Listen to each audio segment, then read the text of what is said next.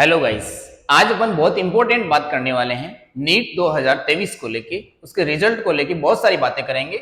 मैं आपसे कुछ बोलना चाहता हूं कि परिस्थितियां इंसान की समस्या नहीं होती। समस्या तब बन जाती है वो परिस्थिति जब उसे अपन को निपटना नहीं आता। इंसान अगर पानी में गिर जाए तो उसकी डेथ पानी में डूबने से नहीं होती, उसकी डेथ होती है क्योंकि उसे तैरना नहीं आता। अपनी जिंदगी एक किताब की तरह होती है और उसका हर एक पेज एक गलती की तरह होता है।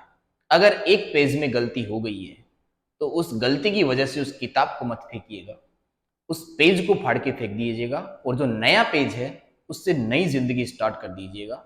इसी के साथ में अपन आगे बढ़ते हैं और मैं बात करने वाला हूं आज कि नीट का एग्जाम आपने दिया और आपके नंबर कम आए हैं। नंबर कम आए हैं, नंबर अच्छे आए हैं, उनको अपन बोलेंगे कॉन्ग्रेचुलेशन, क्योंकि वो अपने इंडिया का जो मेडिकल स्ट्रक्चर है उसको कहीं ना कहीं संभालेंगे जाके। और उसको संभालने के लिए उन्होंने जिंदगी में बहुत परिस्थितियों का सामना करके, बहुत मेहनत करके अच्छे से पढ़ाई करी है, तो वो यहां तक पहुंच गए हैं। कुछ लोग हैं जिन्होंने जिंदगी में बहुत मेहनत करी, नीट की एग्जाम में बहुत मेहनत करी, और उसके बावजूद वो कहीं ना कहीं बाउंड्री लाइन पे रुक जाएंगे या फिर वो थोड़े से दूर रह गए।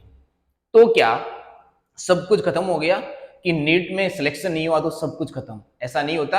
हर एक इंसान को उसके ड्रीम के पास में जाने से पहले अगर कोई रोकता है तो उसे लगता है कि सब कुछ खत्म हो गया, लेकिन सब कुछ खत्म नहीं होता है। जिंदगी बहुत बड़ी है, इसको समझना बहुत जरूरी है। तो अपन बात करेंगे कि यार कोई बात नहीं, कि कई बार क्या होता है अपने एक्सपेक्टेशन के अकॉर्डिंग चीजें नहीं होती है। अपन एक्सपेक्ट कुछ और कर रखी होती है और रिजल्ट कुछ और आ जाता है। और इसी बार नीट में, पूरी हिस्ट्री में अगर नीट का एग्जाम के बारे में अपन उठा के देखें तो इस बार जो रिजल्ट का जो सिनेरियो आया है वो बिल्कुल भी अनएक्सपेक्टेड है। किसी ने ऐसा रिजल्ट एक्सपेक्ट ही नहीं किया था। तो आप मेरी बात ध्यान से सुनिएगा कि आप 2023 नीट में जो expected category wise cut off है, कहां तक आपको मेडिकल कॉलेज मिलने के चांसेस है और कहां तक नहीं है। जिसके नंबर कम है तो वो ऐसे काउंसलिंग कराने के बेसिस पे सिर्फ काउंसलिंग को लेके वो अपना टाइम खराब नहीं करेगा। और टाइम खराब नहीं करेगा तो उसको क्या करना चाहिए, उसको साथ साथ में पढ़ाई कंटिन्यू रखनी चाहिए। कई लोग बोलेंगे सर हम पढ़ते गए और हमें कॉलेज मिल गई तो हमारी पढ़ाई किसी काम की नहीं। ऐसा बिल्कुल नहीं है। अगर आप जिंदगी में पढ़ते हो तो वो मेहनत आपकी जिंदगी में कभी ना कभी काम में आएगी, जरूर, पक्का जरूर आपको वो काम में आएगी। तो आप मेरी बात ध्यान से सुनो। अब मैं यहाँ पे एक कंपेरिजन लेके आया हूँ कि यार इतना अनएक्सपेक्टेड रिजल्ट कैसे आए, कि 2022 में कितने नंबर पे कितनी रैंक थी और 2023 में क्या हो गया, इतना फ्लक्चुएशन कैसे आया। तो इसका फ्लक्चुएशन होने का दो तीन रीजन मैं आपको बता देता हूं। एक तो रीजन, पहला रीजन तो ये है कि पहले जो नीट का एग्जाम हुआ करता था पिछले 2-3 साल पहले, उसमें क्या होता था, उसमें बायोलॉजी के 90 क्वेश्चन, फिजिक्स केमिस्ट्री के 45 क्वेश्चन आते थे, और उन्हीं में से अगर आपने पूरे के पूरे सही किए तो आपके पूरे नंबर आएंगे, नहीं तो नहीं आएंगे। अब थोड़ा ये कोरोना आने के बाद में इसमें थोड़ी लग्जरी दे दी गई है, क्या कि हर एक पार्ट में चाहे फिजिक्स हो, चाहे केमिस्ट्री हो, चाहे बायोलॉजी के दोनों पार्ट हो, उनमें आपको थोड़ा सा बोनस दे दिया गया है। क्या बोनस दे दिया गया है कि आपको 5 क्वेश्चन एक्स्ट्रा मिलेंगे करने को, जिनमें से आप 5 क्वेश्चन जो आपको आ रहे हैं उनमें से आप सिलेक्ट करके कर लो। इस केस में क्या हुआ है, कट ऑफ एकदम से छलांग मारता है। और इस बार तो बच्चों ने यार बहुत खतरनाक वाला परफॉर्मेंस दिया है, जिसमें सेम रैंक पे, सेम नंबर पे आपको हजारों बच्चे मिल जाएंगे। तो रैंक में फ्लक्चुएशन, नंबर में फ्लक्चुएशन बहुत ज्यादा हुआ है। तो रैंक आप देख लीजिएगा, 2022 में जिसके ऑल इंडिया रैंक 200 थी, उसके नंबर थे 695। और अगर मैं 2023 की बात करूं तो उसकी ऑल इंडिया रैंक इसी नंबर पे कितनी आ रही है, 525 रैंक आ रही है उसकी ऑल इंडिया रैंक। देखो कितना फ्लक्चुएशन आया है। इसके बाद में जैसे जैसे आगे बढ़ता जाऊंगा तो देखना 676 पे जो बेटा नंबर पे जो रैंक आ रही थी वो 1035 आ रही थी। कब? 2022 में। ये 2022 की ऑल इंडिया रैंक है, ये है 2023 की ऑल इंडिया रैंक। तो यहां से कंपेयर करके आप जब देखोगे तो आपको कहीं ना कहीं यहां पे पहुंचते पहुंचते आपको कम से कम 7 से 8 हजार रैंक का जंप मिलेगा। इतना बड़ा जंप आज तक नीट के हिस्ट्री में नहीं हुआ है। तो ये अनएक्सपेक्टेड रिजल्ट तो है। तो जितने भी मेडिकल फील्ड से बिलोंग करने वाले टीचर्स हो, चाहे वो मेडिकल काउंसलर हो, जिन्होंने भी एक्सपेक्टेशन लगाया था ये कट ऑफ इसके आसपास में रहेगी, वो कट ऑफ नहीं रहेगी, उससे ज्यादा छलांग मारेगी कट ऑफ। लेकिन कई लोग बोलेंगे कि मेडिकल कॉलेज का नंबर बढ़ा। हाँ बिल्कुल नंबर बढ़ा है। इस केस में देखो कट ऑफ तो बढ़ेगी, क्योंकि कट ऑफ में यहाँ पे कंपैरिजन करेंगे तो कट ऑफ तो बढ़ेगी। आपको मैं बात बता देता हूँ क्लियरली कि अगर आपके 25,000 के आसपास रैंक घूम रही है, 26,000 के आसपास अगर रैंक घूम रही है, वहां तक आपको गवर्नमेंट मेडिकल कॉलेज मिल जाएगा। उसके बाद में आपको गवर्नमेंट मेडिकल कॉलेज मिलने के चांसेस बिल्कुल नील हो जाएंगे। और ये 25, 26 भी मैं इसलिए बोल रहा हूं, इस रैंक वाले बच्चे भी लास्ट मोपअप राउंड तक, स्ट्रो वैकेंसी राउंड तक आपको बहुत ज्यादा अवेयरनेस रखनी पड़ेगी, तब जाके आपको कहीं ना कहीं कॉलेज मिल पाएगा। तो आप ध्यान से देख लीजिएगा मैं क्या बोल रहा हूं। तो ये मैंने एक रैंक के साथ में और नंबर के साथ में कंपैरिजन दिखाया है कि जिस बच्चे के 10,140 रैंक 628 नंबर पे थी, उस बच्चे की रैंक आज आई है 14,505। कितना बड़ा फ्लक्चुएशन है, 4,000 रैंक का फ्लक्चुएशन आया है। जिस बच्चे के रैंक पहले 19,000 थी, कितने नंबर पे, 605 नंबर पे, उस बच्चे के 26,000 रैंक आई है। मतलब इस इतने नंबर वाले बच्चे को कॉलेज ऑल इंडिया कोटे से मिलने में बहुत प्रॉब्लम होगी। यहां से कॉलेज मिलने के चांसेस कम है। मतलब 605 नंबर वाले बच्चे को अपन श्योर नहीं बोल सकते कि तेरे को मेडिकल कॉलेज मिल ही जाएगा। ऐसी कंडीशन बना दी है 2023 की नीट ने, समझ में आया। और जिस बच्चे के 601 नंबर है, उसकी 28,000 रैंक है। मेरे हिसाब से इस बच्चे को मेडिकल कॉलेज मिलने के बहुत कम चांस हो गए। हाँ, स्टेट वाइज कट ऑफ की मैं बात करूंगा तो वहां पे थोड़ा सा आपको, कि कई स्टेट ऐसे हैं जहां पे रैंक बहुत लो चली जाती है हर बार, लेकिन कई स्टेट ऐसे जैसे राजस्थान, केरला, हरियाणा, यूपी, दिल्ली, ये कुछ स्टेट ऐसे हैं जिनमें रैंक इतनी हाई जाएगी कि आपको समझ में नहीं आएगा कि यार इतने नंबर कैसे लेके आए। कोई पर्सन, नॉर्मल स्टडी करने वाला, नॉर्मल दिमाग वाला पर्सन इतने नंबर कहां से मारेगा। पर मैं एक बात बोलता हूं कि यार अगर आपका सिलेक्शन नहीं हो रहा ना, तो आप चाहे कुछ भी बोलो, चाहे कुछ भी बोलो, बहुत कड़वी बात है, आप चाहे कुछ भी बोलो कि मैंने यहाँ पे टाइम खराब किया, मेरे घर वालों ने सपोर्ट नहीं किया, मेरे टीचर सही नहीं थे, मेरे पास नोट्स नहीं था, मैंने ये नहीं किया, मैंने वो नहीं किया, ये सब बहानेबाजी है। ये सब बहानेबाजी है, ये बहुत कड़वी बात है। हाँ, आप बाउंड्री लाइन पे और आपने पूरा एफर्ट लगाया है, उसके बाद में आपको 1-2 नंबर से नहीं कॉलेज मिलेगी तो अलग बात है। लेकिन अगर आपका सिलेक्शन नहीं है और आप बहुत दूर हो, तो इसमें सारी की सारी गलती, 100% गलती आपको खुद की माननी पड़ेगी। ये बात अगर आप जब तक एक्सेप्ट नहीं करोगे ना, तब तक मैं क्या बोलता हूं, आप इतने बड़े मेडिकल सिस्टम में आके एक सोसाइटी का सीनियर पर्सन बनने के काबिल ही नहीं।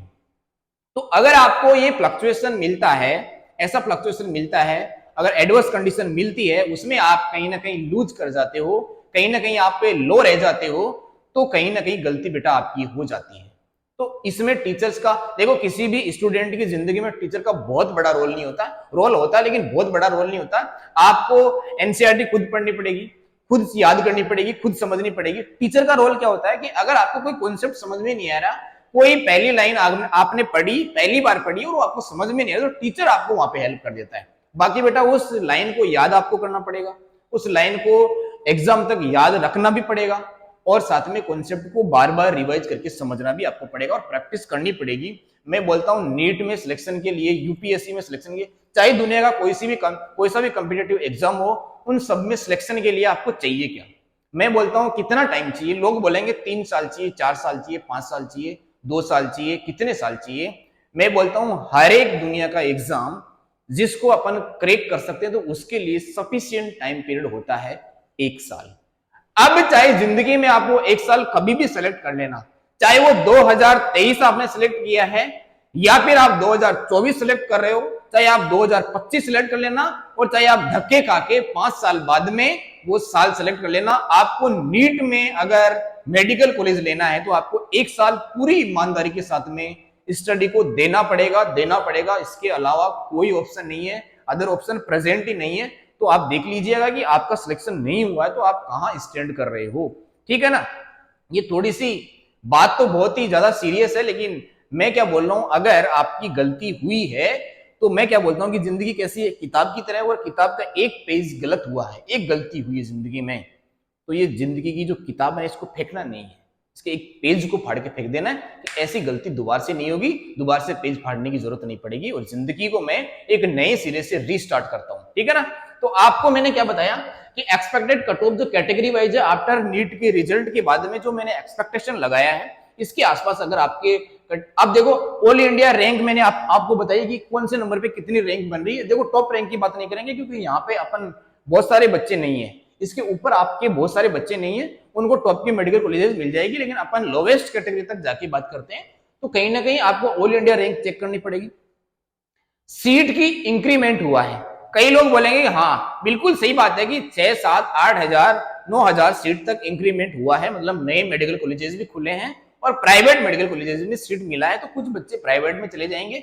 गवर्नमेंट मेडिकल कॉलेज की मैं बात करूं तो वहां पे भी सीट का नंबर तो बढ़ा है, लेकिन क्या सर बहुत ज्यादा फर्क आएगा? बहुत ज्यादा फर्क नहीं आएगा, क्योंकि बहुत ज्यादा फर्क आने से होता क्या है कि यार सेम नंबर पे बहुत सारे बच्चे हैं, तो वो जो रैंक डिसाइड करेंगे ना, तो वो 615 नंबर पे बहुत सारे बच्चे मिलेंगे, 620 नंबर पे बहुत सारे बच्चे मिलेंगे। ऐसे केस में 620 से लेके 650 नंबर के बीच में भर भर के बच्चे हैं, इसलिए रैंक बहुत ज्यादा ऊपर चली गई है और आपके नंबर बहुत कम रह गए हैं, ठीक है ना। तो अब देखो सीट का इंक्रीमेंट होने के बावजूद आपकी कट ऑफ इस बार नीचे नहीं जाने वाली है। उसके बाद में बोल रहा हूँ कैंडिडेट जो अपीयर्ड हुए हैं वो बहुत ज्यादा है भाई। अगर नीट का जो एज का लिमिट हटा दिया गया तो रिपीटर्स ज्यादा बढ़ रहे हैं, जो नीट को बार बार रिपीट कर रहे हैं, कई 5 साल से रिपीट कर रहे हैं, कई 2 साल से, कई 3 साल से रिपीट कर रहे हैं, तो रिपीटर्स बहुत ज्यादा है, जिसकी वजह से कैंडिडेट का नंबर बहुत बढ़ रहा है। अब मैंने यहाँ से एक्सपेक्टेशन लगाया कि ऑल इंडिया की काउंसलिंग चलेगी भाई, थोड़े दिनों में काउंसलिंग चालू हो जाएगी। यहाँ पे मैंने कैटेगरी मेंशन करी है कि general, EWS, OBC, SC, ST की कैटेगरी है। उसकी अगर मैं बात करूं तो फर्स्ट राउंड में अगर आपको कॉलेज मिल सकता है, एक्सपेक्टेशन है 617 नंबर तक आपको फर्स्ट राउंड में कॉलेज मिलने के चांसेस है। सेकंड राउंड में आपको 612 तक कॉलेज मिल जाएगा। मॉपअप राउंड में, थर्ड राउंड में आपको 609 तक कॉलेज मिल जाएगा और लास्ट में आपको 606 नंबर, 605 नंबर तक आपको मेडिकल कॉलेज मिलने के चांसेस है।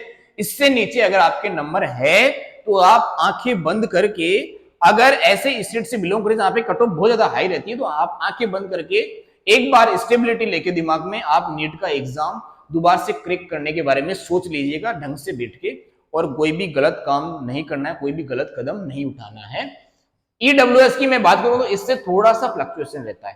फर्स्ट राउंड में ज्यादा फर्क दिखेगा आपको, सेकंड राउंड में ज्यादा फर्क नहीं दिखेगा, लेकिन यहाँ पे मैं बोला हूं कि 614 नंबर तक आपको सीट मिल जाएगी पहले राउंड में। सेकंड राउंड में 609 तक 2-4 नंबर कम जाएंगे, उसके बाद में 3 नंबर कम, फिर 1 नंबर कम, कहीं ना कहीं आपको 605 नंबर जनरल कैटेगरी के आसपास ही आपको रैंक मिलेगी और इसी के आसपास ही आपको कॉलेज मिलने के चांसेस है। जनरल, ईडब्ल्यूएस, ओबीसी में ज्यादा फर्क नहीं होता, मैंने 1-2 नंबर कम करके लिखा है, लेकिन ये फर्क मेरे को लग नहीं रहा है कि कहीं ना कहीं ज्यादा फर्क होने वाला है। ऐसा भी हो सकता है कि ओबीसी कैटेगरी के बच्चे की जो रैंक है वो जनरल से ज्यादा चली जाए और उसके नंबर उससे ज्यादा हो जाए। तो ऐसे केस में मैंने यहाँ पे लिख दिया है कि 616 नंबर पे आपकी फर्स्ट राउंड की जो रिजल्ट आएगा 616 तक आपको कॉलेज मिल सकती है। सेकंड राउंड में 612, थर्ड राउंड में 609 और लास्ट राउंड में 606 नंबर तक आपको, 605 नंबर मान लीजिएगा मिनिमम, इस तक आपको कॉलेज मिल जाएगी। ऐसी कैटेगरी की बात करूं तो फर्स्ट राउंड में आपको 510 नंबर पे क्लोज होती हुई दिख रही है सीट फर्स्ट राउंड में। सेकंड राउंड में आपको 496 नंबर, थर्ड राउंड में 490 और ये 485 नंबर। देखो एक्सपेक्टेशन ये लगाया गया था कि ऐसी कैटेगरी की कट ऑफ लास्ट राउंड तक 480, 470 नंबर जाएगी, लेकिन उतनी नहीं जाएगी यार, उससे ज्यादा फ्लक्चुएट करेगी। तो 5-10 नंबर मैंने ज्यादा बढ़ा के लिख दिए हैं और यही रहने वाला, देख लेना आप चाहिए।